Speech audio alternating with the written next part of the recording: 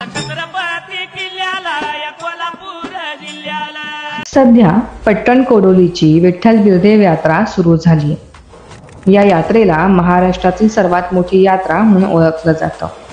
महाराष्ट्र, कर्नाटक, आंध्र, तेलंगणा, मध्य प्रदेश, गोवा या सर्व राज्यातून लाखो भाविक या यात्रेला येतात।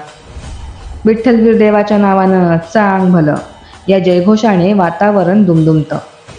ढोल कैताळाच्या निनादाने धरती हादरते आणि भंडाऱ्याच्या उधळणीने आसमंत न्हावून निघतो।